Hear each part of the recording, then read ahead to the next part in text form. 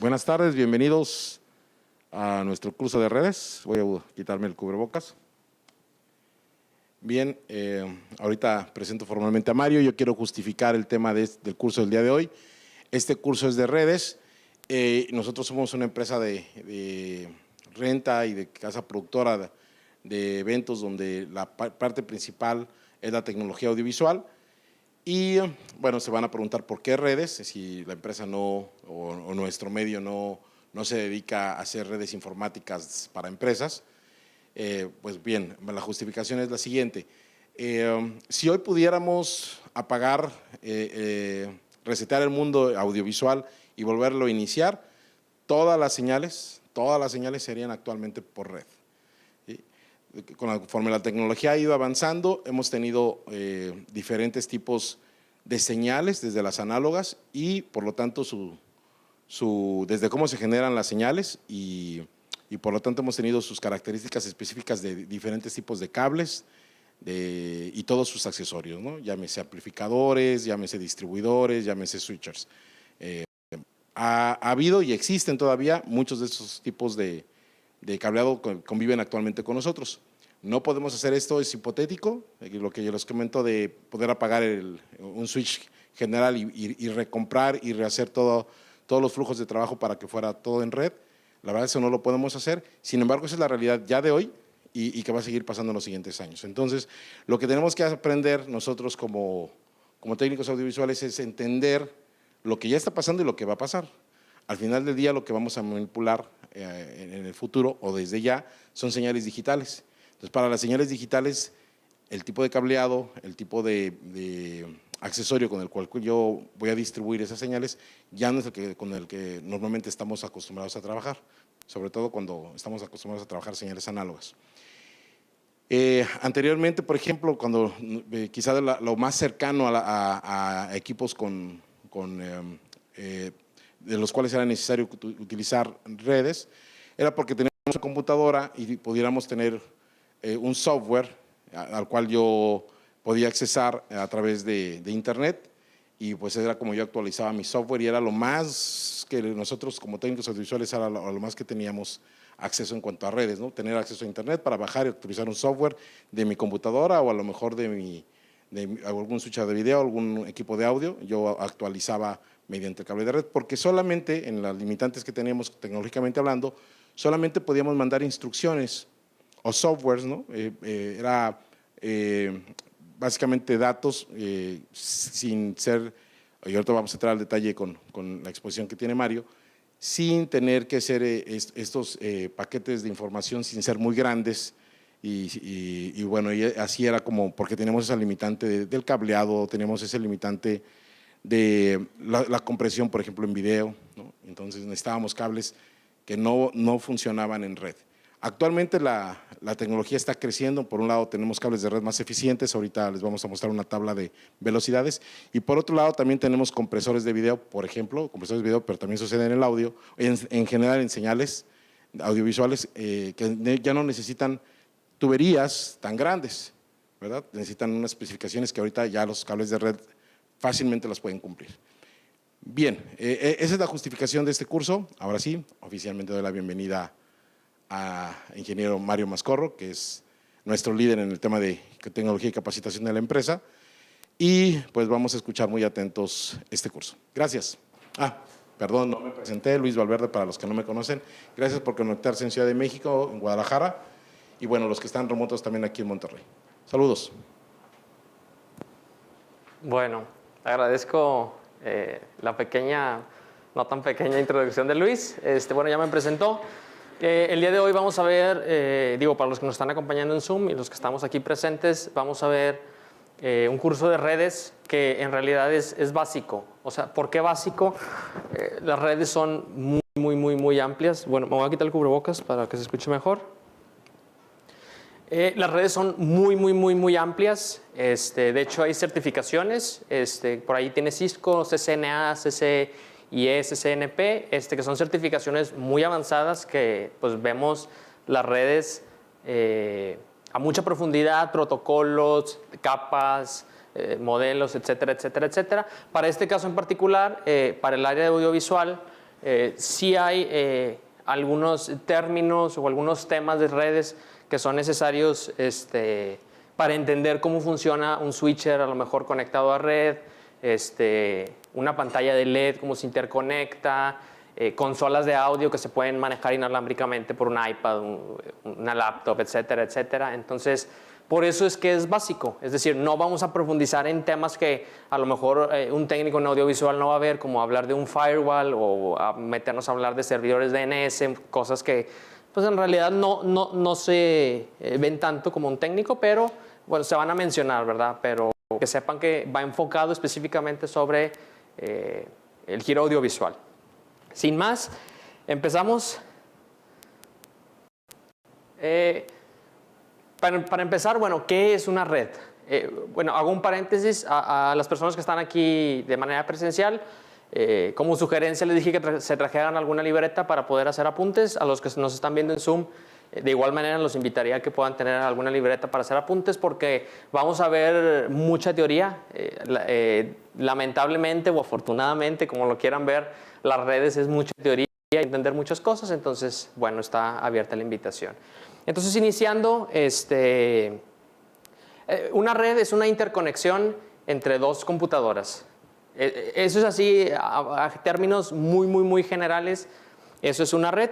Se pueden conectar mediante dispositivos alámbricos o inalámbricos, es decir, ya sea un cable o una señal Wi-Fi inalámbrica, que más adelante vamos a profundizar en eso. Y a través de ese medio van ondas electromagnéticas que son las que llevan los paquetes y toda la información, ¿verdad?, de la red. Más adelante vamos a profundizar en todo eso. También dentro de las redes es importante que haya un estándar o protocolos para que los equipos se puedan comunicar. Y igualmente vamos a profundizar más adelante, pero como introducción que sepan que en las redes es fundamental, es muy importante la parte de los protocolos y la parte de los estándares. ¿Para qué? Para que los dispositivos se puedan comunicar entre sí y sepan pues, de qué está hablando uno y de qué está hablando el otro, ¿verdad? Ahora, dentro de una red hay distinto hardware, es decir, hay diferentes dispositivos que lo integran. Yo ahí les puse algunos. Les pongo el firewall, router, switches, puntos de acceso, extensores de rango, el cableado, que es el cable que conocemos, par trenzado, perdón, y un NIC, que es la tarjeta de red. Digo, más adelante los vamos a profundizar, pero bueno, que sepan que dentro de una red, pues cada uno de estos tiene una función, ¿verdad?, importante. Ahora, también esto es un tema muy importante. Hay que saber que hay diferentes tipos de red.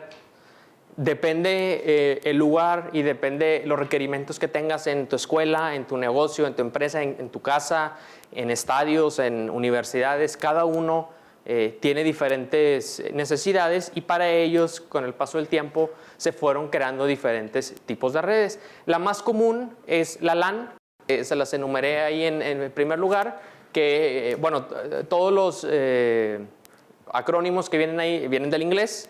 Entonces, bueno, LAN viene de Local Area Network, es decir, red de área local.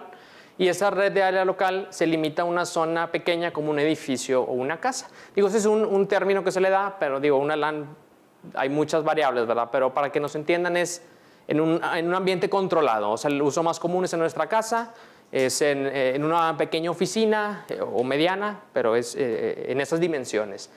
Luego tenemos lo que es una WLAN, es decir, es la versión inalámbrica de la LAN, es decir, es lo que está por Wi-Fi, es como nos conectamos al módem en nuestra casa, al router, a lo que tengamos, nos conectamos a través de una WLAN, ¿verdad? O wireless LAN, una red inalámbrica.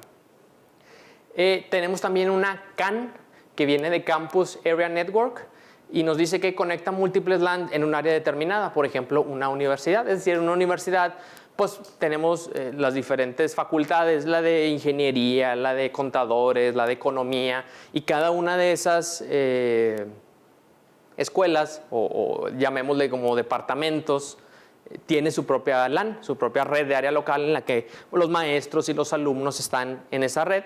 Y entonces una CAN lo que nos permite es poder interconectar las diferentes LANs que hay en la universidad y todas salen por por los mismos enlaces, ¿verdad?, que tenga la escuela.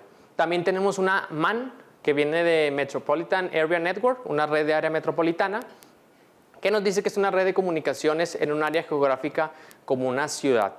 Es decir, varias colonias, muchas casas, todo eso se puede interconectar en una MAN. Después de eso tenemos la que también es muy común, muy conocida, a lo mejor les ha tocado verla por la parte de atrás de los routers o en algunos otros dispositivos, que se llama la WAN, que es la Wide Area Network o red de área amplia.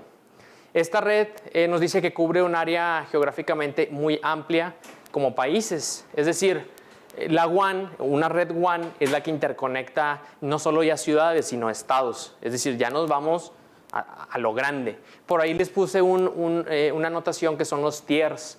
Los tiers en redes son, en redes hay niveles de empresas que se dedican a las comunicaciones. Por ejemplo, los tier 3 son las compañías locales. Es decir, por ejemplo, Total Play es una compañía que tiene, no están patrocinando, ahora es un ejemplo nada más, tienen fibra óptica por la ciudad, pero están en un rango limitado. Pero, por ejemplo, si Total Play, no es magia, ¿verdad? Nos tenemos que interconectar a algún lugar para poder acceder a páginas de Estados Unidos, de Europa, de cualquier parte del mundo, pues hay que pasar por algún lugar. Entonces, es donde vienen lo que se llaman los Tier 2, el siguiente nivel. Los Tier 2, son los que interconectan países. Entonces, en este caso, por ejemplo, un Tier 2 podría ser Telmex. Telmex tiene cobertura en todo México. Entonces, haz de cuenta que Total Play le paga en este caso, Telmex, por el uso de su, de su infraestructura para poder alcanzar lugares que pues Total Play no tiene acceso, ¿verdad? Pero ahora también, ¿qué pasa si nos queremos ahora interconectar del continente americano ahora al continente europeo? Entonces vienen lo que son los Tier 1. Los Tier 1 son los que interconectan, tienen cables de fibra óptica así grandísimos que van, por ejemplo, hay muchos que van de Florida, en Estados Unidos, y van así por todo el mar, por abajo del mar evidentemente, y llegan hasta Europa. Hay muchos cables, no tengo una imagen ahorita, pero en internet hay muchas donde vienen así muchísimos cables que interconectan los continentes. Todos estos son los Tier 1, es decir, todas las empresas que quieran pasar por ahí, pues tienen que dejarse caer, ¿verdad?, con el billete. Entonces, bueno, todo esto para decirles que la WAN es la red global, es decir, es en lo que nos conectamos todos, ¿verdad? Es como podemos acceder a las páginas web, a redes sociales, videos, etcétera, etcétera, etcétera. Luego también tenemos unas que son un poquito diferentes, pero que también son importantes mencionar, que es la SAN, que viene igual de Storage Area Network, que es una red especializada de alta velocidad que se utiliza mucho en centros de datos. Es para interconectar servidores de almacenamiento. Para esos servidores es muy importante la velocidad, porque pues, si podemos tener unos super servidores que puedan leer la información a muchísimos megas por segundo, pero pues, si la comunicación que hay entre ellos es muy lenta, es muy pobre, pues de nada nos va a servir. Entonces, eso es una SAN, ¿verdad? Es para interconectar, pero está especializada en dispositivos de almacenamiento. Y luego también tenemos la PAN, ya por último, la PAN, que está limitada a pocos metros para uso personal. La PAN, el ejemplo más obvio es el Bluetooth de nuestro celular, o en su momento, que ya no, el infrarrojo. Eso era una PAN, era una red chiquita, así a pocos metros, en la que nos podíamos, ¿verdad?, conectar. Y bueno, por ahí les puse un pequeño texto, que las redes pueden ser tan pequeñas como interconectar nada más 2 computadoras o tan amplias como interconectar a todo el mundo. ¿Hasta aquí alguna duda? ¿Los presentes? ¿No? Por ahí Dejemos todas las dudas al final para que sean en red.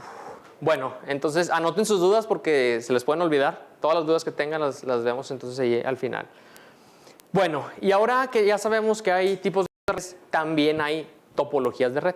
Una topología de red es la manera en la que vamos a interconectar o conectar los dispositivos de una red. A cada dispositivo que se conecta a la red se le llama nodo. Es decir, un celular, una computadora, todo lo que se conecte se le llama nodo. Y es importante determinar qué topología vamos a utilizar porque sobre eso se va a definir qué tanta escalabilidad tiene, es decir, qué tanto va a poder crecer, o cómo se va a administrar, o cómo vamos a organizar los dispositivos y demás. Entonces, para esas topologías también existen varias. Yo les puse aquí las más comunes, que está la topología en estrella, la topología en bus y la topología en malla. La topología en estrella hace referencia a que todos los dispositivos están conectados a un punto central que puede ser un router, bueno, un switch, evidentemente llega al router, ¿verdad? Pero bueno, se entiende la idea. Esta es la más utilizada en la actualidad, es decir, el ejemplo más como obvio de esto es en nuestras casas. En nuestras casas tenemos el módem o el router y todos nuestros teléfonos, computadora, la Smart TV, todo llega y se conecta al módem. Entonces, esa es una topología en estrella. Luego tenemos una topología en bus. La topología en bus es una red en la que todos los nodos están conectados por el mismo cable. Por ejemplo, aquí en Eventus, un ejemplo como muy básico que tenemos es, por ejemplo, el departamento de audiovisual. Cada nodo que hay en la pared de sus computadoras, no hay un cable que llegue directo a nuestro rack, sino todos ustedes se juntan a través de un switch por un mismo cable y ese único cable es el que lleva toda su información al rack, que es después donde salimos a internet. Entonces es un ejemplo de una topología en bus, es decir, ese es el ejemplo más como obvio, ¿verdad? De todos salen por el mismo cable, ¿verdad? Ahí como quiera tengo algunos iconos, les puse algunos iconos para poder más o menos entender mejor, ¿verdad?, a qué nos referimos. Y luego también tenemos la topología en malla, que en esta topología cada nodo se conecta vía switches, routers, etcétera, a por lo menos otro nodo. Esta configuración permite poder distribuir los datos de diferentes maneras. Esta topología se utiliza para tener redundancia, es decir, es tolerante a algunos fallos. Digo algunos porque pues, no todos, ¿verdad? Va a depender de cómo tengamos configurada nuestra red.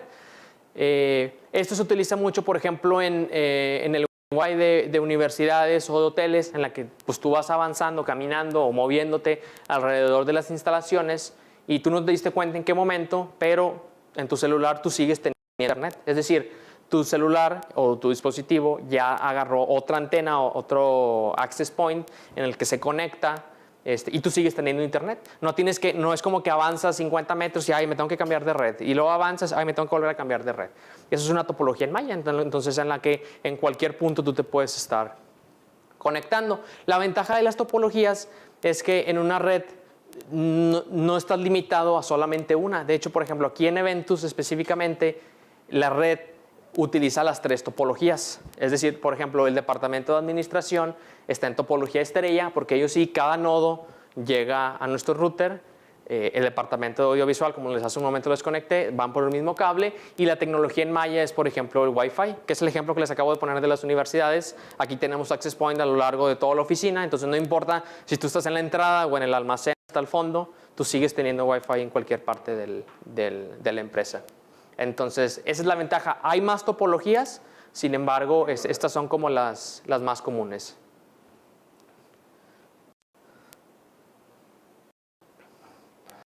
Ahora toca hablar de los estándares. Como al principio les comenté, en las redes es muy importante que haya estándares y protocolos para la correcta comunicación. El estándar más común que hay en la actualidad es el estándar Ethernet, que comúnmente nos llamamos al cable de Internet como un cable Ethernet, porque utiliza el protocolo Ethernet, perdón, el estándar Ethernet. Pero pues hay como una información detrás de, es decir, que aquí que las puse. El Ethernet es el método más común para transferir información a través de una LAN. Este estándar especifica el medio de transmisión física, es decir, en este estándar ya se previó qué tipo de cables utilizar, qué tipo de conectores utilizar y demás. La topología y el medio de conexión física determina la velocidad y la distancia a la que podamos transferir datos. Es decir, este estándar va de la mano con el tipo de red que vamos a utilizar y además la topología que vayamos a utilizar, porque como bien menciona, esto es importante para determinar qué tan grande o qué tan pequeña va a ser nuestra red. En este estándar se basa en paquetes, es decir, los grandes archivos o transmisiones de datos que son enviados a través de la red se dividen en pequeños paquetes. Ahora, en las conexiones para cableado estructurado para las redes, hay dos tipos que son los más comunes, que es un cable de red directo y un cable de red cruzado. El más común que existe es el cable de red directo. El cable de red directo utiliza un cable par trenzado. Ahorita más adelante lo vamos a profundizar en eso. Y nos sirve para interconectar dispositivos o interconectarnos entre una computadora y un router, un switch, etcétera, etcétera, etcétera. En este tipo de cable, es decir, el cable de red directo, tiene que tener en ambas puntas o en ambos conectores el mismo conector, que bueno, el nombre correcto que tiene es T568A o T568B. Eso lo determinó la agencia que está detrás del estándar, el estándar de Ethernet, que es la IEEE. Y también tenemos el cable de red cruzado, que se utiliza para interconectar dispositivos de comunicación directamente. Es decir, podemos prescindir de un router o un switch, podemos conectar dos computadoras de manera directa sin que haya un intermediario, ya que en el cable de red directo es sí o sí necesario que haya un intermediario que haga esa conversión a cruzado. Entonces, lo más común en las casas o en las oficinas es un switch o un router, que él es el que se encarga de hacer como ese cambio y que pueda haber comunicación entre todos los dispositivos. Por aquí les puse también la imagen un poquito más en grande para que puedan ver las diferencias de cómo son. El más común es el del lado derecho, es decir, el que empieza con blanco-naranja y luego tenemos naranja, blanco-verde, azul, verde, blanco-café y café. Ese es el directo. Ese es el más común, el que más se utiliza así en las casas y el que casi siempre te venden en las tiendas, ¿verdad? Sin embargo, como les comentaba, también está el cruzado, que está acá desde su lado izquierdo. Es blanco-verde, verde, blanco-naranja, azul, blanco-azul, naranja, blanco-café y café.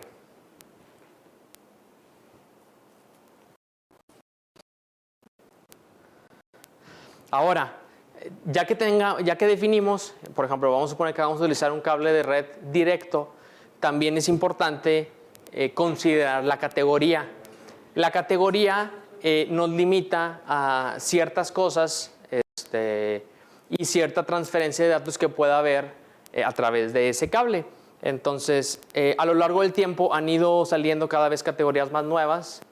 Hay unas que ya son obsoletas, como categoría 3, que de hecho ya no vienen en esta tabla. Pero estas son como las actuales, las que más se utilizan. Y tenemos, bueno, no me voy a poner a explicar toda la tabla, es muy visual. Sin embargo, les voy a explicar una para entender qué hace, ¿verdad?, cada columna. En la primera columna tenemos la categoría, el nombre que tiene. Es decir, tenemos, por ejemplo, Ethernet Cat5. Luego tenemos la velocidad, es decir, es la transferencia de datos que puede tener el cable por sí mismo, ¿verdad? En este caso, para el Cat5 solamente nos permite 100 megabits por segundo. Ahorita más adelante vamos a profundizar en la diferencia entre megabits y megabytes, porque eso es un tema que hay confusión. Pero, por ejemplo, si en nuestra casa nosotros tenemos contratado con nuestro proveedor de internet 200 megabits, pues ese cable no lo va a limitar. Es decir, si nosotros nos metemos a hacer un test de velocidad, no nos va a dar más de 100 porque es una limitante física que el cable tiene. Luego viene la parte de la frecuencia. La frecuencia, para los que saben un poquito de electricidad, vendría a ser más o menos el equivalente al amperaje. Es decir, la frecuencia es lo que nos permite ver, es la potencia que va a tener el flujo, ¿verdad?, de información a través de ese cable.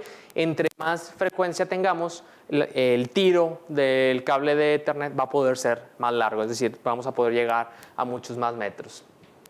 Y la velocidad de descarga, bueno, ahorita la voy a dejar pendiente porque en la siguiente diapositiva les voy a explicar cuál es la diferencia entre la de velocidad, que dice 100 Mbps y al final dice 15.5 MB mayúscula sobre segundo. Ahorita lo vamos a explicar a detalle. Entonces, pero bueno, ahí tenemos las categorías de Ethernet que en la actualidad se utilizan más. Como vemos, ya hay unas como la categoría 8 que soporta hasta 40,000 megabits por segundo. Es muchísimo. Evidentemente, eso se utiliza en centros de datos, en donde hay muchos servidores que ocupan pues que haya muchísima transferencia de información. Evidentemente, esos cables también son muy caros, pero pues son cables especializados.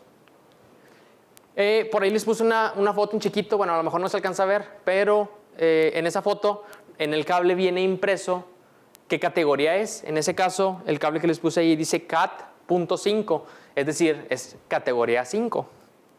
Pero, bueno, los que alcancen a leer posterior o después del Cat5 nos viene una nomenclatura que en este caso dice UTP. UTP lo que se refiere es internamente cómo está el aislamiento o el apantallamiento, como se le dice. También hay diferencias internamente. Tenemos estos 4 principales, que es el UTP, que también es el más común, es el que generalmente tú te encuentras así en las tiendas a las que vas, que no tiene apantallamiento, es decir, no tiene un aislamiento. Esos son los cables que vienen trenzados, de hecho por eso se llama par trenzado, porque como vemos vienen cables en pares y vienen mezclados, ¿verdad? Trenzados. Después tenemos el cable FTP, que como vemos vienen los cables, pero trae una cubierta general de protección, es el FTP. Después, para más aislamiento, tenemos el STP, en que cada par viene aislado, ¿verdad? O trae ese apantallamiento. Y el mejor de todos, es decir, el mejor de todos a lo mejor es un poquito, ¿cómo decirlo?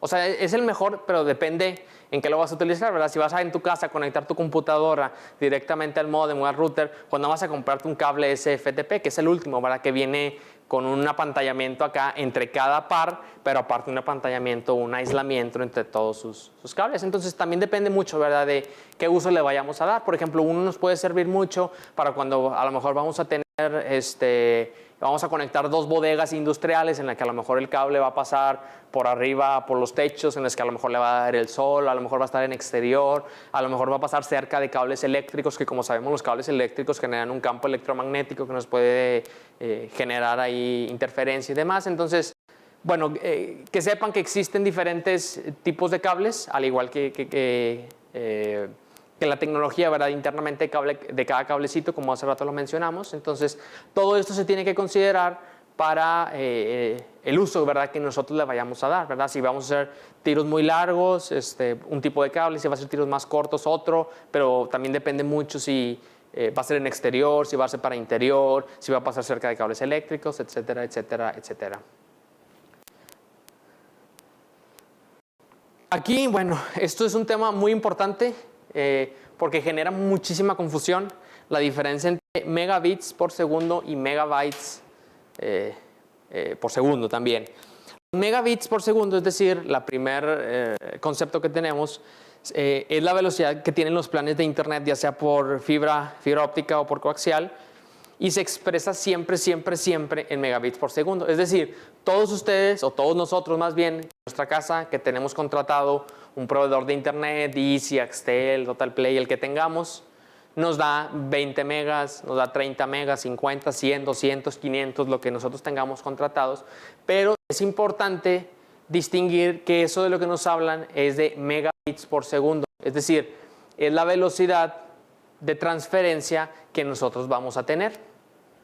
Ahora, no sé si a lo mejor alguna vez ustedes se lo han preguntado, que dice, oye, yo tengo en mi casa contratado 100 megabits y yo tengo un juego, a ver, es muy hipotético porque ningún juego va a pesar 100 megas, pero imagínense que tiene un juego que pesa 100 megas y dices, pues tengo 100 megabits y el peso pesa 100 megabytes, pues en un segundo lo va a terminar de descargar. Y no, ahí es donde entra esta gran confusión. El tamaño, más bien el peso de los archivos se maneja en megabytes. Entonces, un megabit es 8 veces más pequeño que un megabyte. Por aquí del lado derecho les puse los megabytes como una pequeña fórmula para nosotros poder sacar cuánto nos vamos a tardar por ejemplo, en descargar un juego, ¿verdad? Entonces yo les puse, vamos a suponer que tenemos un juego que pesa 1 giga o 1000 megas, 1000 megabytes, ¿verdad?, para hablarle por su nombre, 1000 megabytes, y para calcular el tiempo de descarga, lo que tenemos que hacer es, vamos a primero nuestro ancho de banda, es decir, yo aquí puse un caso hipotético de que tenemos 20 megabits por segundo de velocidad contratado. Entonces, esos 20 megabits lo vamos a dividir entre 8. ¿Por qué entre 8? Porque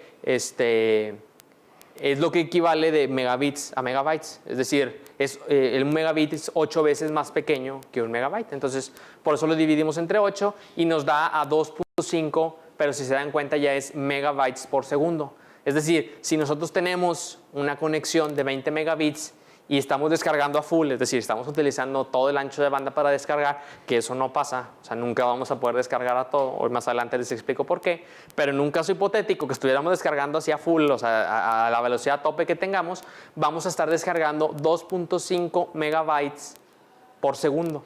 Entonces, ahora, teniendo ya nuestros 1000 megabytes, pues los dividimos entre 2.5 megabytes por segundo y nos da un resultado de 4000 segundos, que vienen siendo como 5 minutos más o menos. Que otra vez es un caso hipotético en el que podamos descargar a toda la velocidad que tengamos, pero bueno, quédense con que uno es muy diferente del otro. Es decir, no son iguales y no debemos de confundirnos qué son megabits y qué son megabytes. Son cosas totalmente diferentes. A lo mejor ahorita está un poquito complejo, un poquito ahí medio revuelto cómo funciona. Pero bueno, igual después van a tener la presentación para que ustedes puedan hacer sus respectivos análisis. Ahora también tenemos, al igual que los cables partenarizados de Ethernet, también tenemos cables de fibra óptica. Estos nos permiten compartir información sobre una red, pero las principales diferencias sobre los cables antes mencionados son las distancias y las velocidades. Por ejemplo, un cable de fibra perfectamente puede mover 40 gigabits por segundo, es decir, 40,000 megabits por segundo, cuando en el otro estábamos hablando de 100 megabits, 1000 megabits, y solamente un cable de categoría 8 podía llegar hasta 40,000, ¿verdad? En este caso, pues tenemos que un cable de fibra óptica fácilmente puede mover 40 gigabits, pero estamos hablando de hace algunos años. Ya en entornos controlados se ha llegado a cables de fibra óptica que pueden mover hasta 1 terabit, es decir, pueden mover 1000 gigabits por segundo. O sea, eso es abismal, es muchísimo, muy rápido. Entonces, eso es a donde estamos migrando el día de hoy. O sea, eso es algo que actualmente se está viviendo.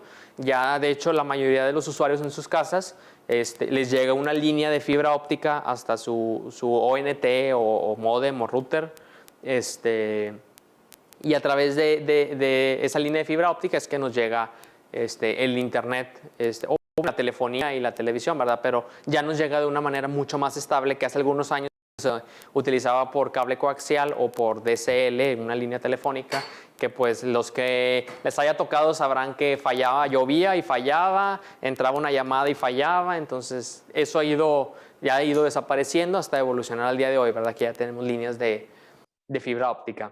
Además, estas líneas nos permiten recorrer, ya no estamos limitados, por ejemplo, el común de un cable categoría 5 o 6 de Ethernet son 100 metros. Una línea de fibra óptica ya puede recorrer 100, 200, 300 kilómetros o hasta más. Entonces nos permite ya muchas más distancias.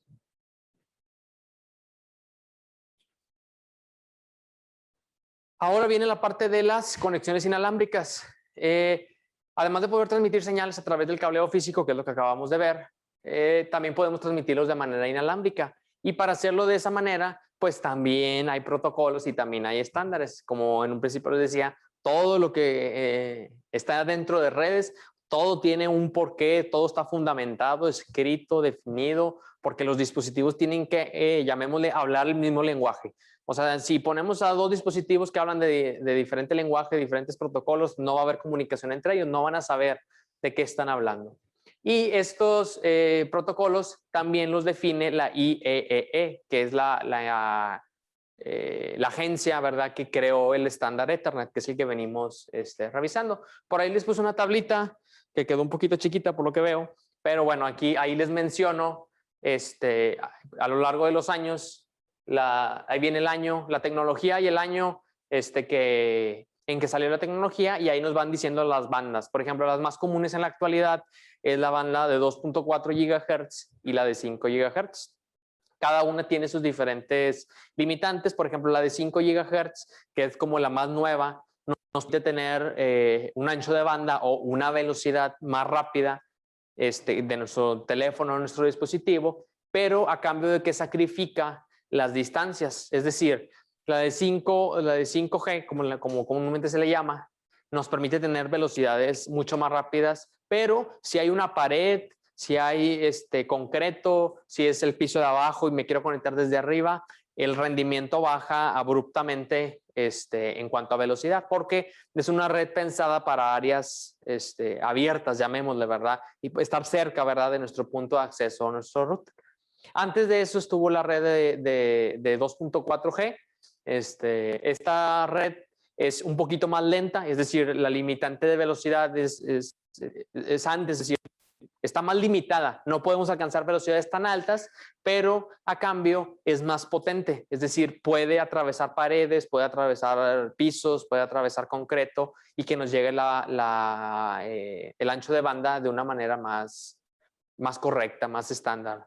Entonces, bueno, ahí están esos protocolos. Digo, no es tan necesario ahorita mencionarlos todos, pero que sepan que al igual que en el cableado par trenzado, a lo largo del tiempo pues ha ido mejorando, ¿verdad?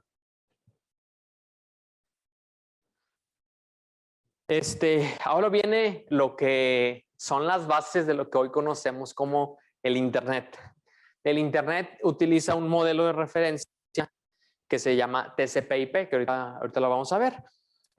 A este modelo se conoce como familia de protocolos de Internet, al conjunto de protocolos que son implementados por la pila de protocolos. Bueno, hago un paréntesis, se hace mucha mención en la palabra protocolos, como ya se habrán dado cuenta, porque Internet se basa en eso, en protocolos. Entonces, por eso se hace tanto énfasis en la palabra protocolo, estándares. Y permiten la transmisión de datos entre las redes de computadoras. Los dos protocolos más importantes y que fueron también los primeros en definirse y en ser utilizados son el TCP, que es protocolo de control de transmisión, o en inglés, ahí no lo pone, Transmission Control Protocol, y bueno, el protocolo IP, que es el protocolo de Internet o Internet Protocol. Por si alguna vez se habían preguntado qué significaba IP, eso significa Internet Protocol o protocolo de Internet.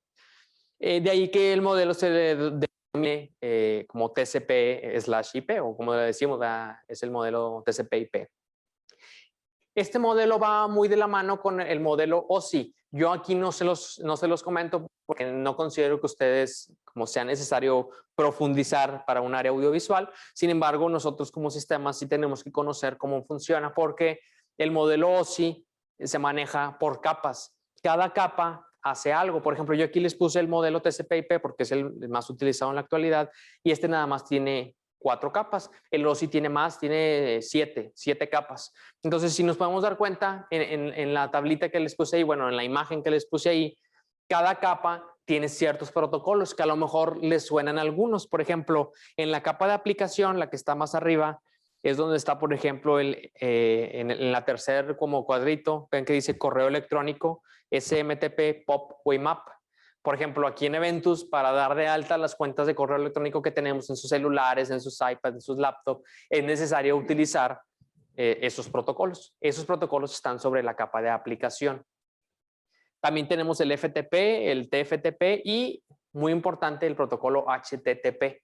Por si alguna vez se habían preguntado por qué las páginas web al principio dice HTTP o HTTPS, es porque estamos utilizando un protocolo del modelo TCP/IP o del modelo OSI, ¿verdad? Pero en este caso estamos hablando del modelo TCP/IP. Y ese es un protocolo que está sobre la capa de aplicación y que es para web, ¿verdad?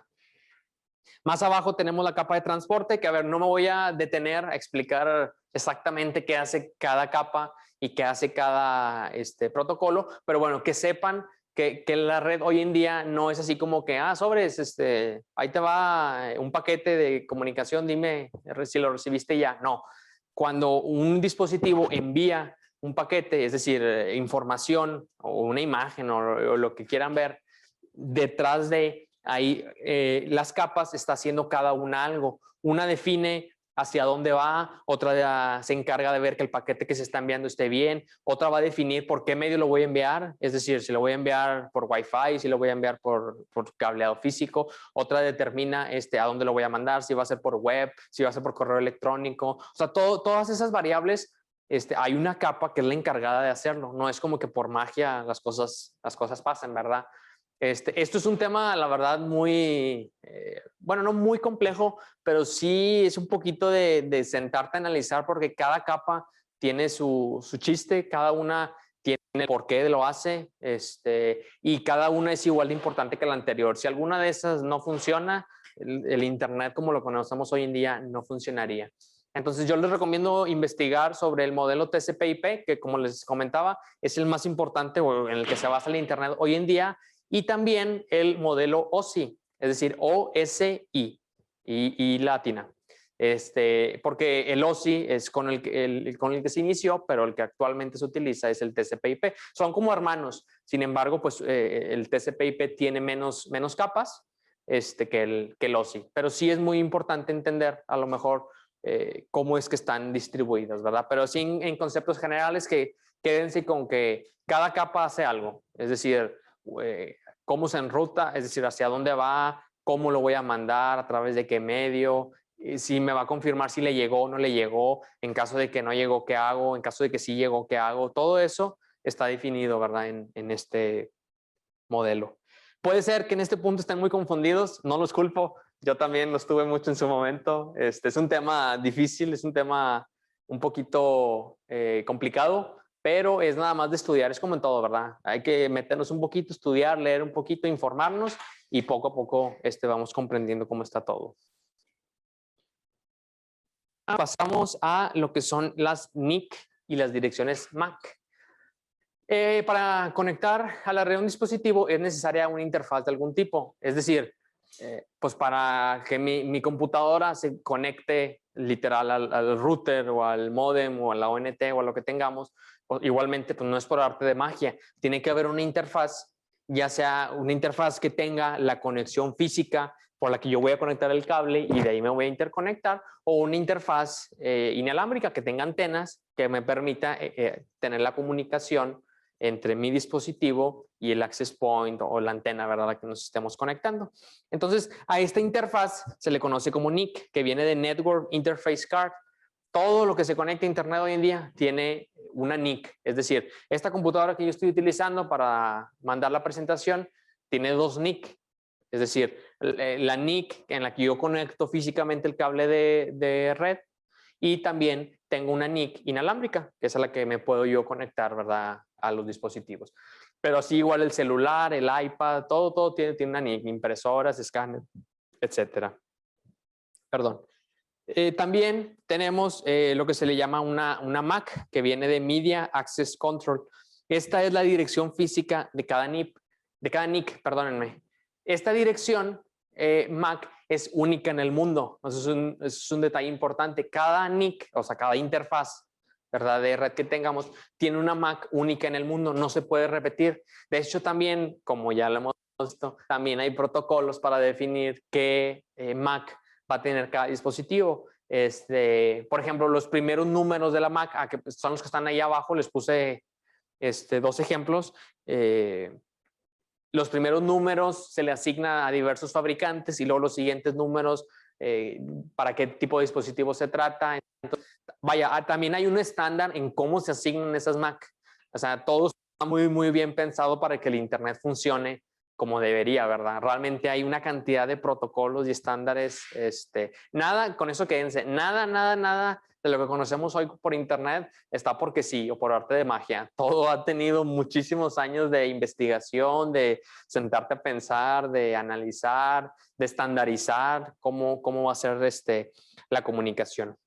La dirección MAC utiliza un número de 48 bits dividido en 6 grupos de 2 números hexadecimales. Yo no me voy a centrar mucho en bits y en hexadecimales, pero que sepan que tampoco se puede poner el número que nosotros queramos. Todo en redes se basa en bits, inclusive las direcciones IP que más adelante vamos a ver, pero todo se basa sobre bits. Entonces también es un tema interesante, pero bueno, que para ustedes como en el área audiovisual, quédense con que cada computadora, cada teléfono, cada iPad tiene una MAC única, y tiene una MAC para cada interfaz de red. Es decir, si por ejemplo esta computadora que la puedo conectar ya sea por cable o por Wi-Fi, tiene dos MAC, la del cable y la del Wi-Fi. Y si tiene Bluetooth, o sea, la conexión para mandarnos archivos hacia el celular y demás, el Bluetooth también tiene una dirección MAC. Entonces todo tiene una dirección MAC diferente y única. Y aquí es donde se puede otra cosa, que es el direccionamiento IP. El direccionamiento IP es lo que a lo mejor nos ha tocado escuchar o ver direcciones IP, pero pues de dónde vienen, cómo se hacen, quién las dijo, quién las puso. Bueno, ya que tenemos el medio por el que nos vamos a conectar, ya que tenemos el cable, ya que tenemos los aparatos, pues ahora qué, o sea, ahora cómo le hacemos para conectarnos. Ya lo conecté, pero otra vez por magia no va a pasar nada. Para eso es donde entra el rol de la dirección IP, que es el protocolo IP, ¿verdad? De Internet. La IP define el dispositivo exacto y su ubicación de red. Como cuando describimos una red hay diferencias entre nombres, direcciones y rutas. Eso es importante, porque, por ejemplo, ahí yo les puse, ¿verdad? El nombre indica lo que buscas, la dirección, pues, dónde está, ¿verdad? Y la ruta es cómo vamos a llegar ahí. O sea, hay muchas maneras de llegar, por ejemplo, una página web alojada en Estados Unidos. Nosotros podemos ir, por ejemplo, voy a poner nombres para que sea un poquito más fácil de entender. Nosotros, suponiendo que yo tengo contratado Total Play en mi casa, pues yo me conecto a Total Play, pero luego Total Play, pues está limitado, entonces Total Play se conecta a Telmex y luego Telmex se conecta, por ejemplo, a Verizon en Estados Unidos y Verizon ahora sí ya me interconecta al servidor donde está la página web. Pero eso es una manera y es la más rápida porque pues es la más directa. Pero me podría yo conectar de Total Play a Telmex, pero a lo mejor me voy acá a Sudamérica y de Sudamérica brinco a África y de África brinco a Europa y de Europa regreso a Estados Unidos y también es una manera válida de conectarnos. Eso nos va a generar mucha latencia o que la página cargue lento porque pues imagínense, recorrimos todo el mundo para llegar a Estados Unidos. Sin embargo, esa es una de las como cosas más importantes que tiene hoy en día las redes, que están preparadas para fallos. Y ahí que, por ejemplo, las redes sociales, Facebook, YouTube y demás, tienen servidores alrededor del mundo con la información replicada. Es decir, si un día, a ver, voy a poner un ejemplo medio bobo, ¿verdad? Pero se va la luz o se incendia o, digo, están preparadas, ¿verdad? Para que esas cosas no pasen, pero bueno, suponiendo que se les corta la luz, les cae un meteorito, no sé, lo que ustedes quieran, que ese centro de datos de los servidores de Facebook en Estados Unidos, pum, ya murieron, ya no funcionan, no pasa nada. Facebook tiene esos servidores replicados en España, por ejemplo, o en México o en algún otro país del mundo. Entonces, esos servidores entran, entonces cuando tú te quieres conectar, la red inmediatamente dice, no están disponibles esos servidores de Estados Unidos, no pasa nada, me voy a los de México, o me voy a los de Florida, o me voy a los de España, o busca maneras. Esa es la ventaja que tenemos en las redes, ¿verdad? Hay muchas maneras, ¿verdad?, de llegar a nuestro destino. Ahora, hoy en día se utilizan dos tipos de direcciones IP, las IPv4 que viene de versión 4 y las IPv6 que bueno, viene igual de versión 6 y que además tenemos variantes como direcciones dinámicas y estáticas y aquí también le agregaría IPs públicas y privadas. Ahorita vamos a cada uno de qué estamos hablando y qué son cada una de esas cosas. Primero hablando del IPv4, que hasta el día de hoy es el más utilizado y es en el que la mayoría de los que estamos aquí nos regimos para conectarnos a Internet, es el IPv4. Este formato requiere un número formado por 4 trozos de 8 bits llamados octetos, parecidos al siguiente ejemplo. Es decir, ahí les puse una dirección pues, muy común, 192.168.0.100. Cada uno de esos grupos, es decir, el 192 es un octeto, 168 es otro octeto, el 0 es otro octeto y el 100 es otro octeto. Que otra vez ahorita no me voy a centrar en de dónde viene y los bits y demás, pero bueno, esa es una dirección IPv4. Es la más común en la que si ustedes sacan su IP, que ahorita les voy a enseñar cómo, por ejemplo, ahorita aquí, pues así lo tenemos nosotros, ¿verdad? Una dirección IPv4. Inclusive en sus casas, si sacan la IP, ya sea local o pública, también va a ser de esa manera. Ese estándar ya viene desde hace algunos años, no tengo la fecha exacta, pero tiene una limitante, ahí se las puse. Tenemos solamente, y solamente es un entre comillas porque no son poquitas, 4.294.967.296 direcciones IPv4 disponibles, que eso es en un caso teórico. ¿Por qué digo teórico? Porque hay direcciones reservadas. Es decir, no podemos utilizar, por ejemplo, la dirección 127.0.0 porque esa está restringida para servidores locales, y no podemos utilizar la 192.168 porque esa está restringida igual para medios locales. Entonces hay grupos de IPs que no se pueden utilizar. Entonces digo, ese número es hipotético porque en realidad hay direcciones que no se pueden utilizar. Entonces para mitigar eso salió lo que se conoce como IPv6. La IPv6 tiene una estructura similar a la ahorita mencionada. Sin embargo, esta utiliza 8 grupos de 4 números hexadecimales, elevando increíblemente mucho la cantidad de direcciones. Un ejemplo de la IPv6 pues es la que está ahí, que dice FEDC. Como vemos, es una dirección mucho más grande. Pero pues la cantidad de posibilidades que tenemos, a ver, ni siquiera sé si ese número tenga un nombre, pero pues es un número increíblemente mayor, o sea, que tenemos de direcciones disponibles. Eso es hacia donde ahorita estamos migrando. Es decir, lo que se quiere con las IPv6 es que ahora cada dispositivo pueda tener una IP pública. Ahorita vamos a ver qué es una IP pública, pero básicamente es que ahora cada dispositivo pueda tener su propio, yo le digo GAFET en Internet, o sea, su propia IP ya que llegue hasta Internet y en el que tú te puedas comunicar. Todo esto va de la mano con lo que le llamamos el Internet de las cosas. No sé si han escuchado ese término. El Internet de las cosas es básicamente que vamos hacia un mundo en el que todo se va a conectar a Internet, que de hecho ya todo se está conectando a Internet. Bueno, las computadoras obviamente, pero ahora los refrigeradores, la lavadora, que la alarma, las luces, todo se está conectando a Internet. Entonces, pero ahora que tenemos esos tipos de direcciones IPs, ahora hay que distinguir entre direcciones IPs públicas y privadas. Por ejemplo, la dirección IP pública es el identificador de nuestra red desde el exterior, es decir, la de nuestro router de casa, que es el que es visible desde fuera, mientras que la privada es la que identifica a cada uno de los dispositivos conectados a nuestra red. O sea, a ver, vamos a traducirlo al español, ¿de qué estamos hablando? Bueno, aquí en la oficina de eventos, cada uno de sus computadoras y su teléfono tiene una dirección IP local. Es decir, para que aquí adentro de la oficina, pues el teléfono de Abel se pueda comunicar con el teléfono de Adrián si es que lo necesita, o el teléfono de Abel se pueda comunicar con su computadora. Entonces, todos aquí tenemos direcciones IPs locales para comunicación interna. Sin embargo, cuando nosotros queremos salir a Internet, también tenemos que tener una dirección IP, pero esa es la que toda la gente de afuera ve.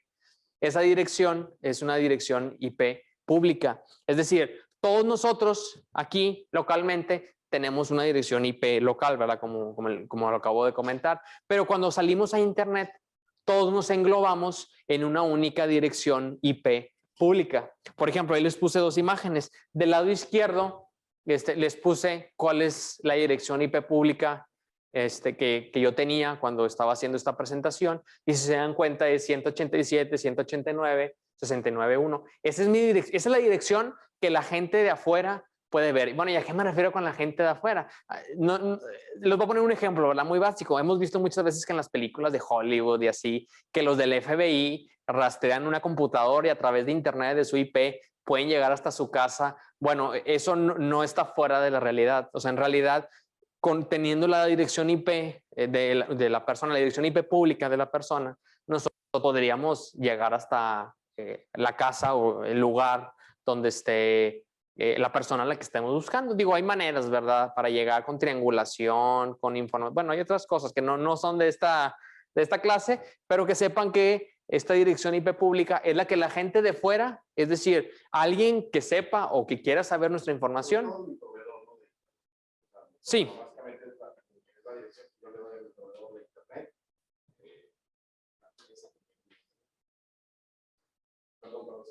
Por micrófono, perdón la interrupción para no tardarnos tanto. Voy a aterrizar un poquito más el ejemplo que está dando Mario. La IP pública es con la que nosotros nos identifica, porque no es algo que nosotros designemos, esa nos la designa la empresa con la que estamos conectados conectados en Internet. Es decir, ya sea el tema de cualquiera de las empresas, ¿no? Alestra, AT&T, Telmex, ellos nos asignan esa IP, esa pública y ojo, generalmente en nuestras casas y en la mayoría de las empresas, esa IP pública cambia.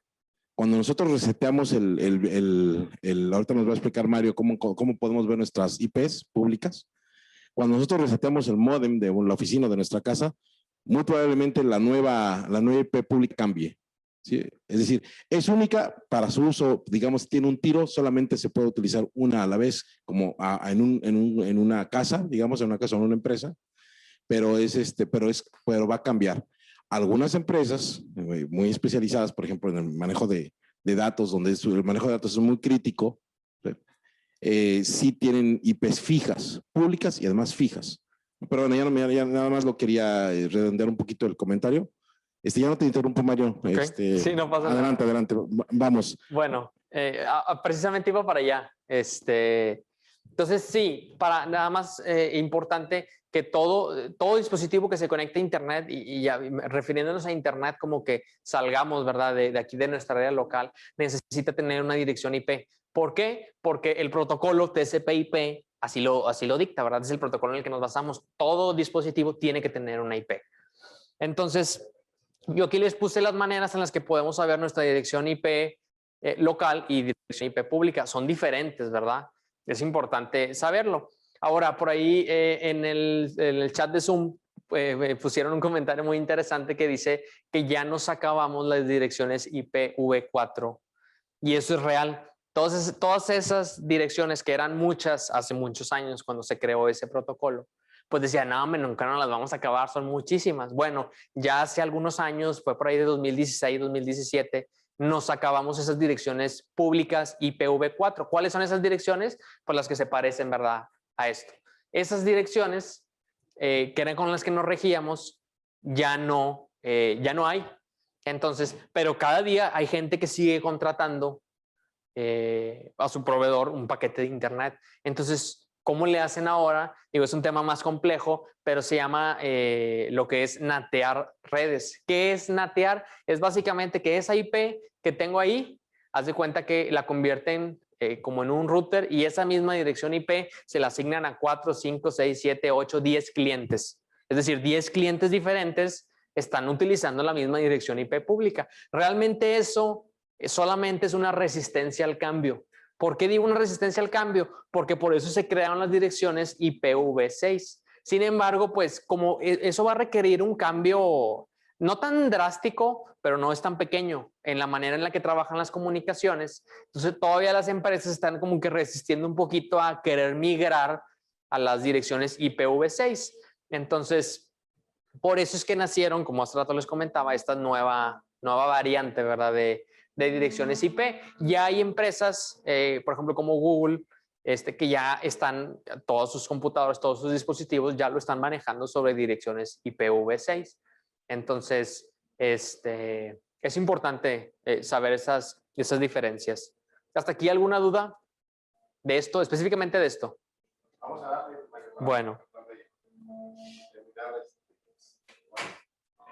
Bueno, y luego ya sabiendo que tenemos direcciones IPv4, direcciones IPv6 y que tenemos direcciones públicas y privadas, también viene la nueva variante de direcciones dinámicas y estáticas, disculpen, dinámicas y estáticas. Entonces, las direcciones dinámicas, o sea, las direcciones IP dinámicas significa que hay lo que se le llama un servidor DHCP asignando esas direcciones. ¿Qué es un servidor DHCP? Es básicamente que un dispositivo se conecta a la red, el servidor DHCP lo detecta porque lee su y le dice, ok, te conectaste, bueno, ahí te va tu IP.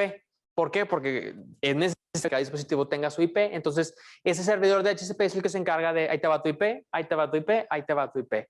Eso, el modo más común, o sea, está en nuestras casas. Por ejemplo, nosotros tenemos, ¿verdad?, nuestro modem, nuestro router contratado, nada más ponemos nosotros la contraseña del Wi-Fi y pum, le damos enter y ya nos conectamos. Bueno, detrás de dentro de ese módem hay un servidor de DHCP que es el encargado de estar asignando direcciones. Esa es la manera más tradicional y común en la que se manejan. Es decir, tú no te andas preocupando por qué dirección me voy a poner, si alguien ya la tiene utilizada, si va a haber un conflicto. ¿Por qué? Porque el servidor de DHCP eso es lo que hace.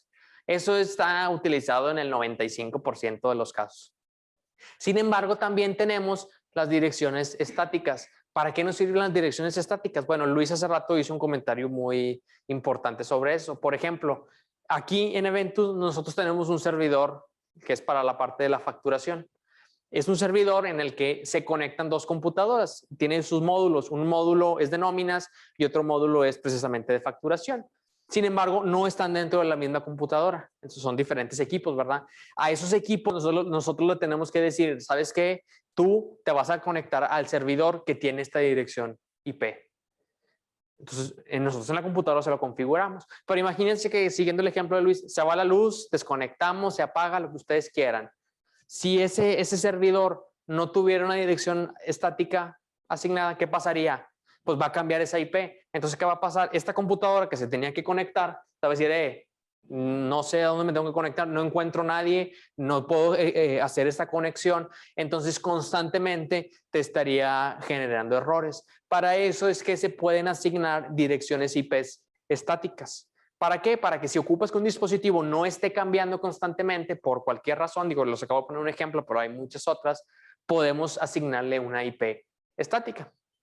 La ventaja que tenemos con esto es que no tiene que ser o uno u otro.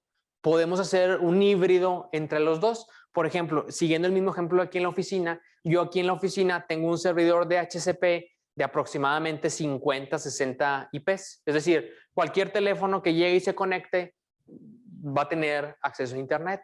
Pero yo tengo creadas unas políticas de red en la que yo creé departamentos en mi router, en la que está el departamento de audiovisual, el de administración, el de sistemas, etcétera, etcétera. Y cada uno de esos grupos tiene diferentes políticas. Unos tienen más ancho de banda, unos salen por Axtel, unos salen por Total Play, porque nosotros tenemos dos proveedores, digo, para los que nos están viendo por Zoom. Entonces, ¿y cómo podría yo, o sea, cómo le puedo decir yo a mi router, oye, ¿sabes qué?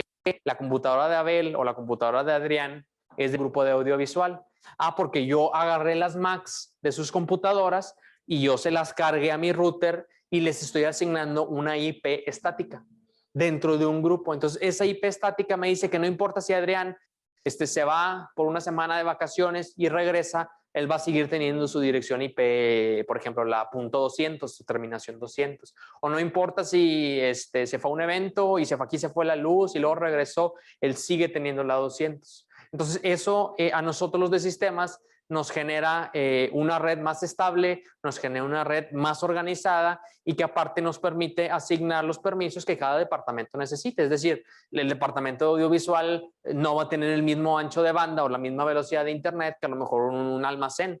¿Por qué? Porque pues los de audiovisual mandan videos, suben videos, hacen transmisiones, bajan cosas. Evidentemente ellos tienen más carga, ¿verdad? Entonces, esa es como la diferencia que podemos lograr, ¿verdad? Con direcciones IPs dinámicas y estáticas.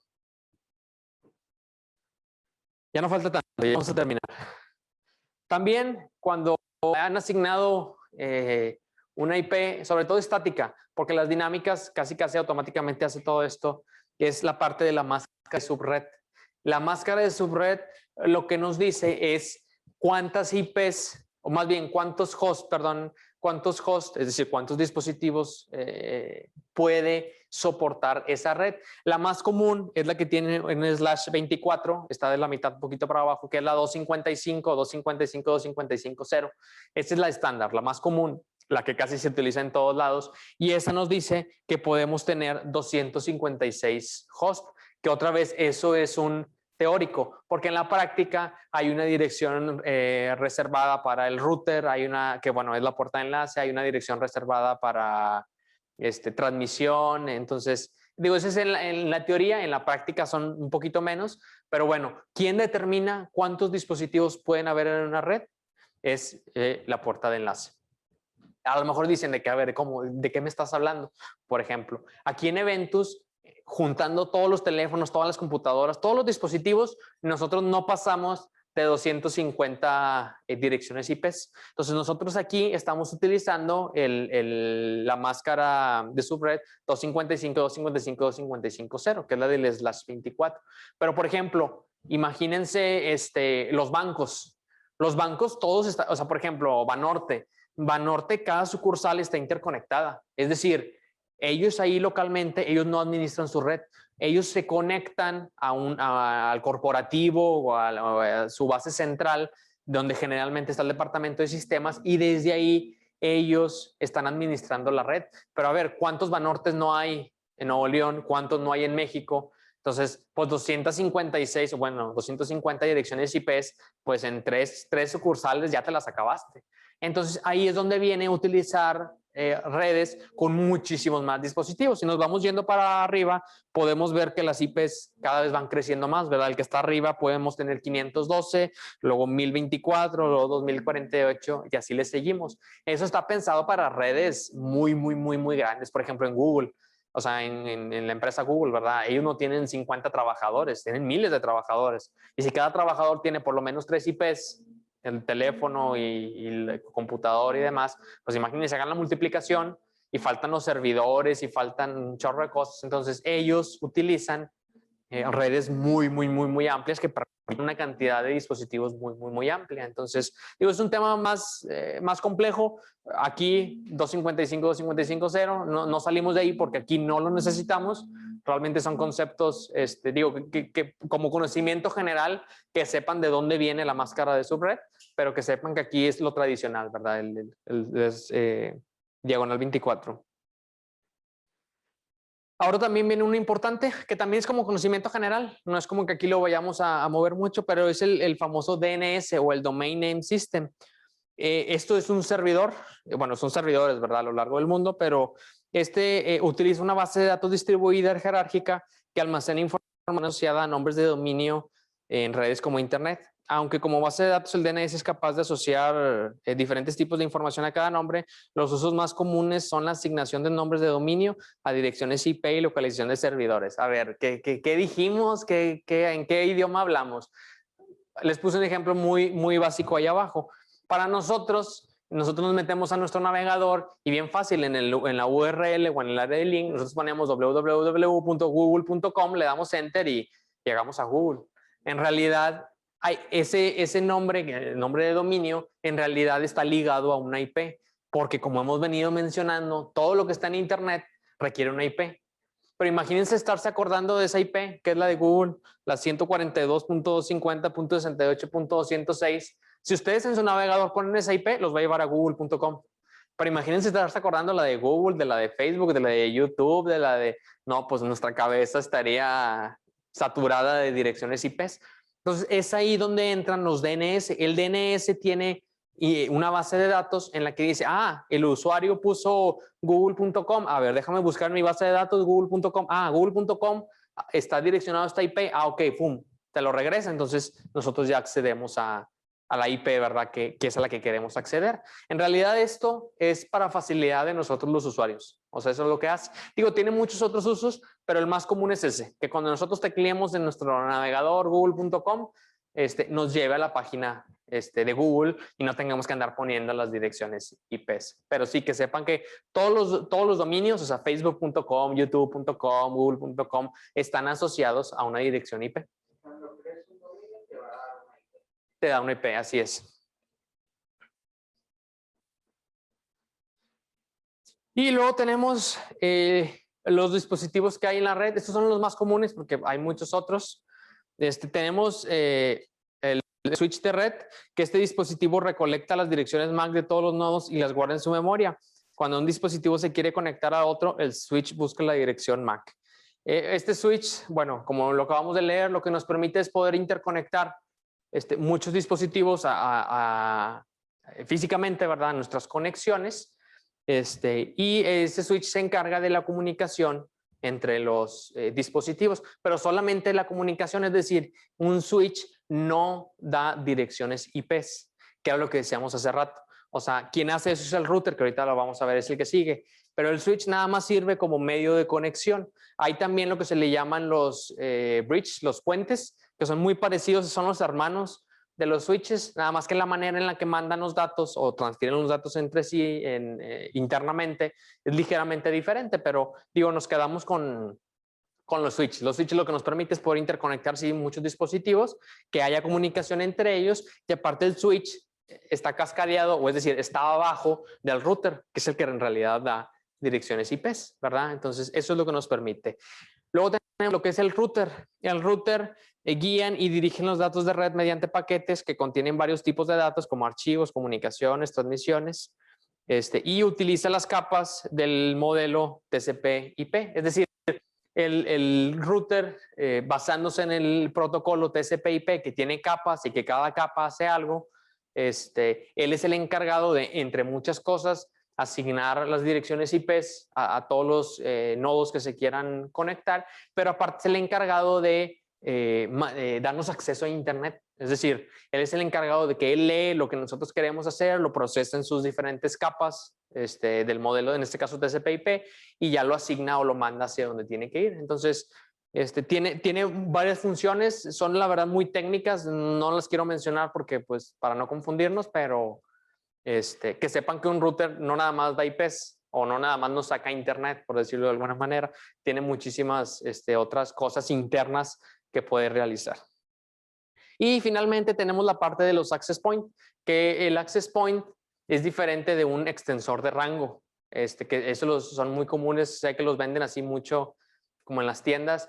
Un access point lo que hace es convertir una red cableada, es decir, nosotros traemos un cable que viene desde nuestro router que trae internet y nosotros le conectamos ese access point y lo único que hace es esa red cableada la hace Wi-Fi. Es decir, no la toca en el sentido de que no asigna IPs, no te hace interconexiones raras, simplemente esa red cableada la convierte en Wi-Fi.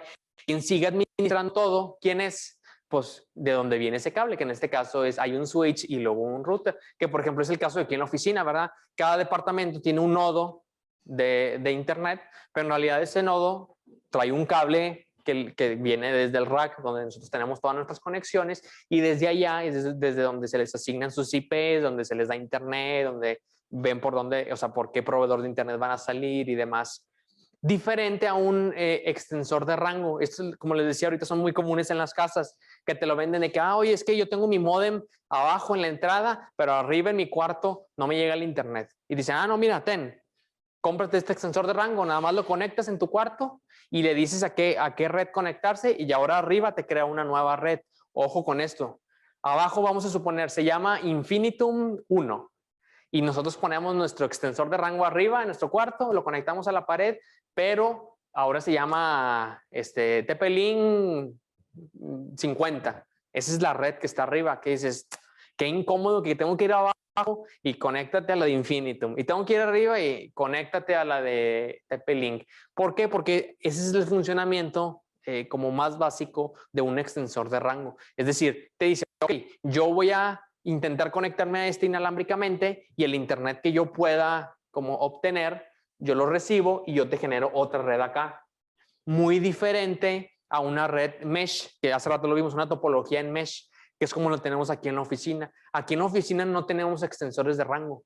Tenemos access point en topología mesh. Es decir, si ustedes con su celular se van a la entrada, ustedes están conectados a Eventus MX, que es el nombre, digo, para los que nos están viendo por Zoom, es el nombre de la red que tenemos aquí, pero si tú avanzas por toda la oficina hasta el almacén, tú sigues teniendo en tu celular una red que se llama Eventus MX y en ningún momento estás cambiando el nombre de, o sea, cambiando de red, ¿verdad? De que, es que ahora estoy en el departamento audiovisual, me tengo que conectar a la red de audiovisual. Ahora estoy en ventas, me tengo que ir a ventas. No, eso es son access point, puntos de acceso en español, que están distribuidos a lo largo de toda la oficina en una topología en mesh. Es decir, tú puedes ir y venir y tu dispositivo, tu teléfono, tu computadora automáticamente va a decidir cuál access point es el que tiene más cerca, tiene mejor,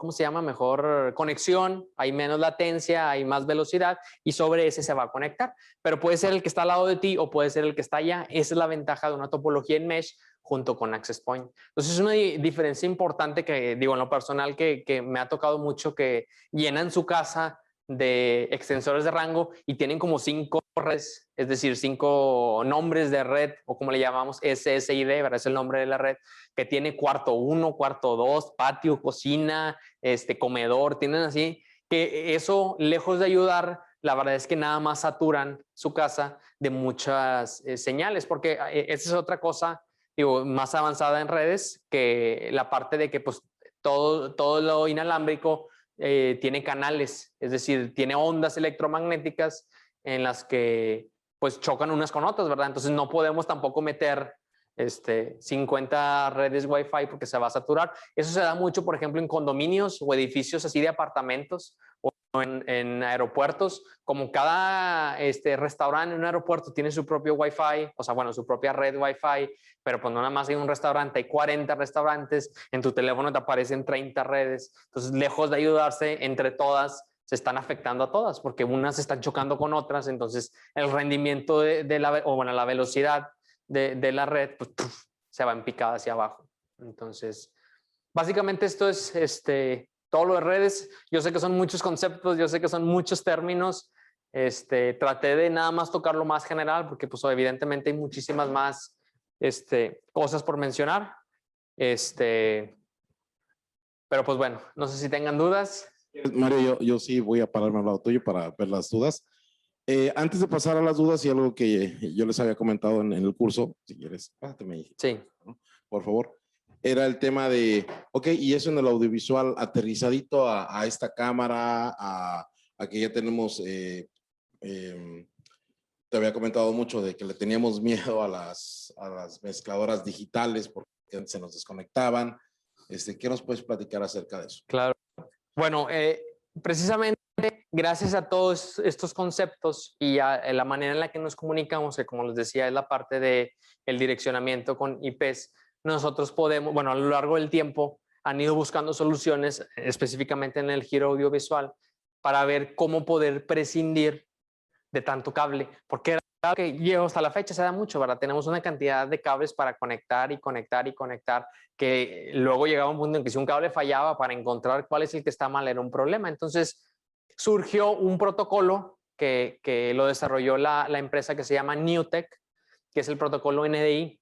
Ese protocolo es un protocolo basado en IP, es decir, tienes que tener una IP, lo que ya vimos en el curso, tienes que tener una IP para poder hacer el direccionamiento, y ese protocolo lo que nos permite es poder mandar nosotros contenido a través de la red. Entonces, específicamente en esta clase, bueno, en este curso, yo mandé mi presentación de manera a través de la red, es decir, yo no tengo ningún HDMI conectado, todo fue a través de NDI, es decir, yo pude mandar mi presentación a través de la red y en el house, es decir, donde nosotros tenemos todas nuestras conexiones, cachamos o recibimos esa señal NDI y esa señal NDI la decodifica y la transforma en video.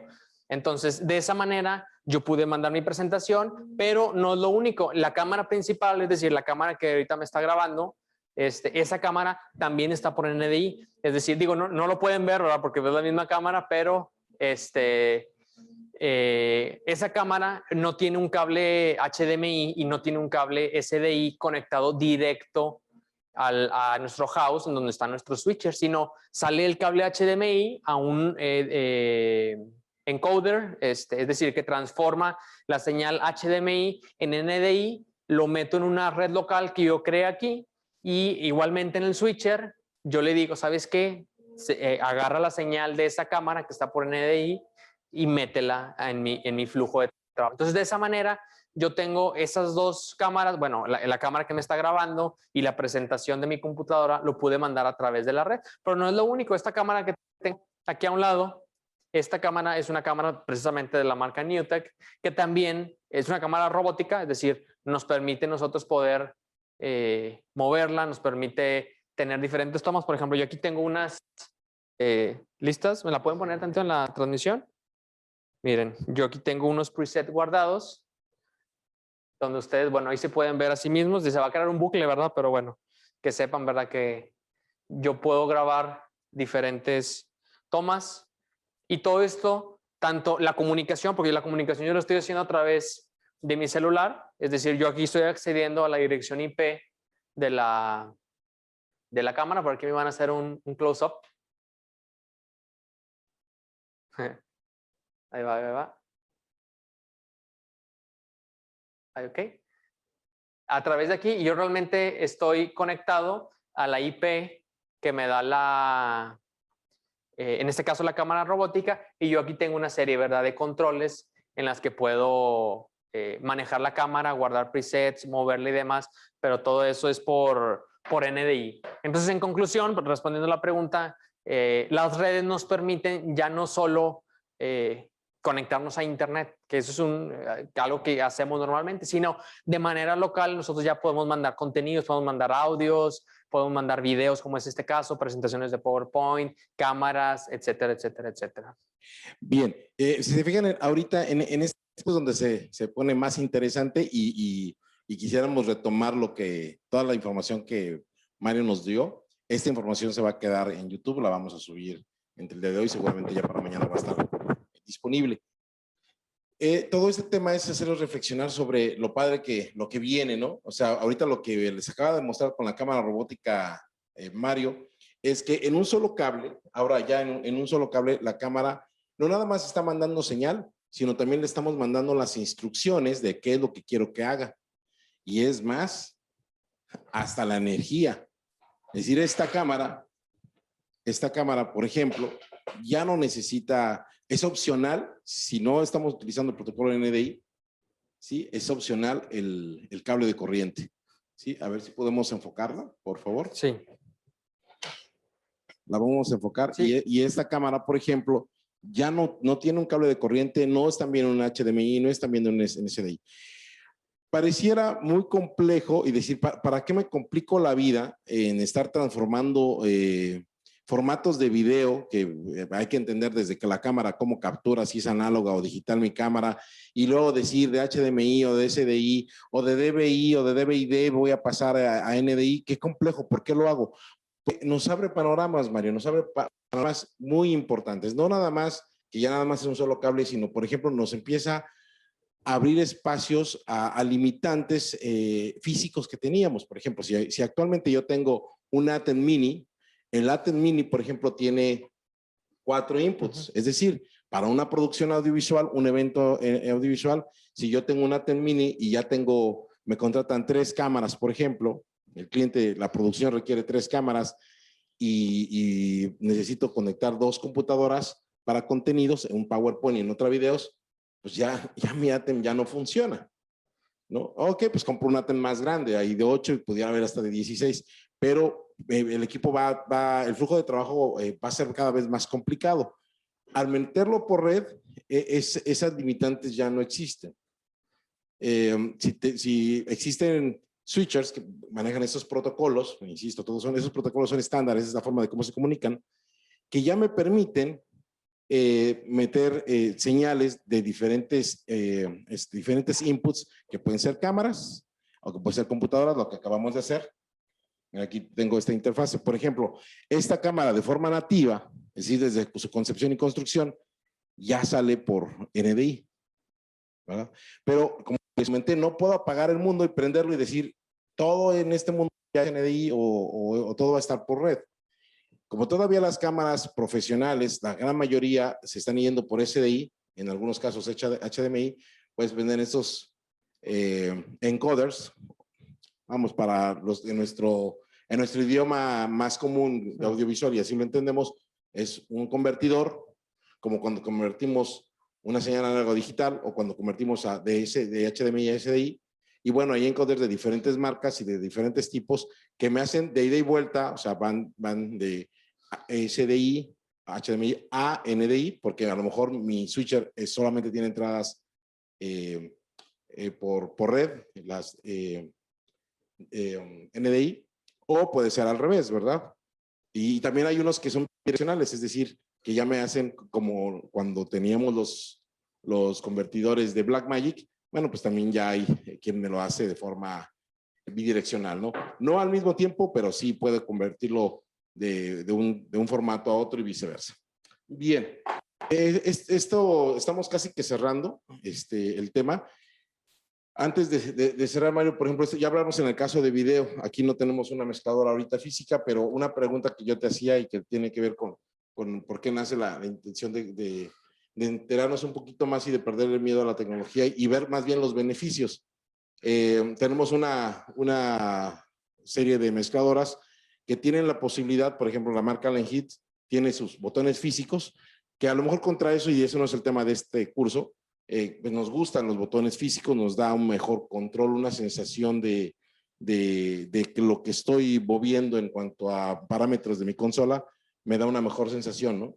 Es como cuando manejamos un switcher de video, preferimos un switcher de video donde yo tengo palancas y botones a hacerlo directo en un mouse o en una pantalla táctil, ¿no? Que no me da todavía, no estamos acostumbrados a esas sensaciones, nos gusta tener más el control. Pero amén de eso, por ejemplo, las Allen Heat ya pudiéramos manejarlas también a través de un software, de una tablet, de un celular o desde una superficie táctil. Pero sucede que le tenemos miedo porque, híjole, se me desconectó una vez en la vida y digo, no, pues es que no son buenas, o sea, no, se desconectó y no supe qué pasó. ¿Qué pasó ahí, Mario? ¿Y cómo podemos volver a recuperar la confianza en esos equipos? Claro, un tema importante es que los dispositivos, como lo vimos en el curso, la mayoría de este tipo de conexiones requieren de una IP, es decir, lo que decíamos, ¿verdad? Utilizar el protocolo TCP/IP. Entonces, para poder nosotros conectar, hablamos de un iPad y una consola digital que está conectada a la red. Para empezar, es fundamental y necesario tener una IP. Tener una IP, porque sobre eso se basa el protocolo y sobre eso van las comunicaciones. Entonces, es necesario que tanto mi iPad como la consola estén en la misma red local. ¿A qué nos referimos con red local? No necesariamente es que tengan que tener internet. O sea, a ver, no es como que en la consola digital tenga que salir internet, pues no lo requerimos. En realidad ahí lo que estamos buscando es una comunicación inalámbrica entre mi iPad y la consola, pero para que llevar a cabo esa comunicación es necesario tener una dirección IP. Ahora, ¿qué puede pasar? Oye, es que se me desconectó. Bueno, aquí viene una cuestión importante que no es tanto un problema, sino los dispositivos, o sea, teléfonos, iPads y demás, hoy en día ya vienen preconfigurados para que si están conectados a una red que no tiene internet, automáticamente se van a desconectar. ¿Por qué? Porque van a buscar, por ejemplo, si tenemos guardadas 3 redes en nuestro iPad, perdón, y nos conectamos, por ejemplo, a la de la consola, pero la de la consola no tiene internet, nos puede pasar que el iPad se desconecta de esa red porque dice, no, es que a mí no me sirve una red que no tiene internet.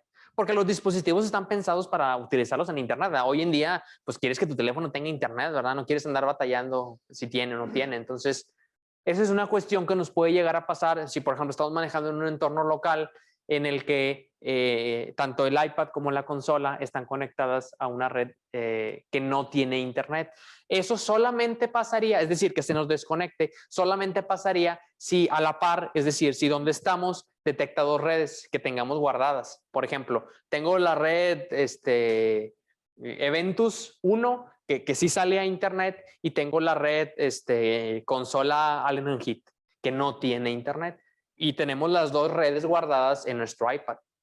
Entonces nosotros decimos, oye, yo me voy a conectar a la red Allen Heat porque pues ahí es donde está mi consola y pues yo la quiero manejar desde mi iPad con pues sí, ¿verdad? Táctil. Pero otra vez, ¿qué va a decir el iPad? Oye, pues ¿por qué te tengo conectado a una red que no me está dando internet? Entonces, ¿qué hace? No, pum, o sea, avienta esa red de Allen Heat y automáticamente se conecta a la de Ventus MX para... Porque mi dispositivo móvil solamente va a aceptar una conexión Wi-Fi. ¿Cuál sería la solución a esto?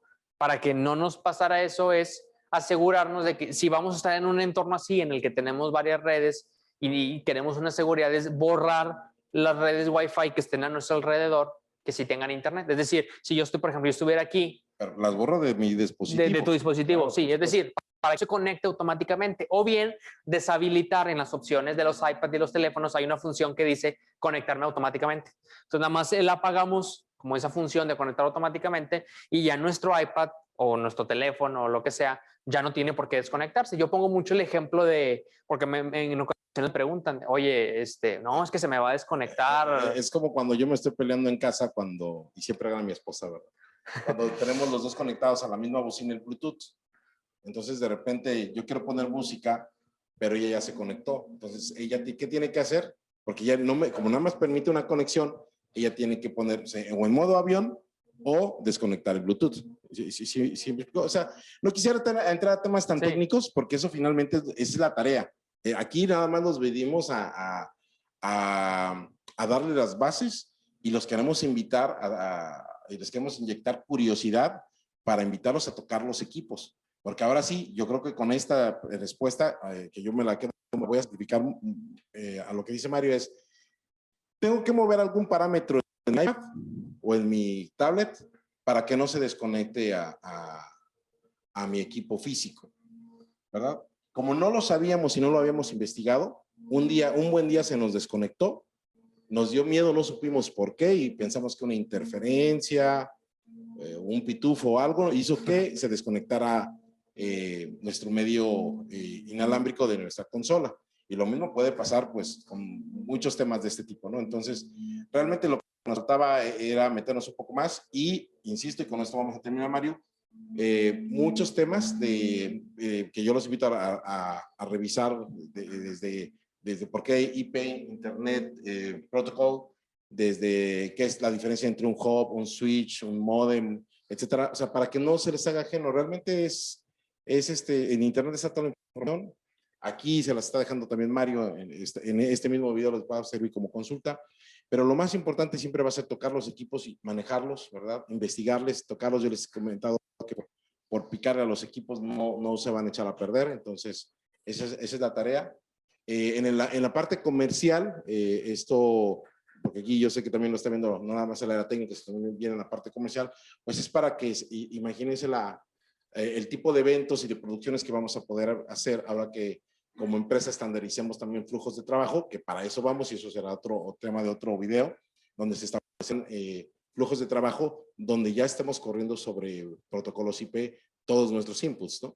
Vamos a las posibilidades, la seguridad con la que vamos a trabajar y las posibilidades van a crecer mucho.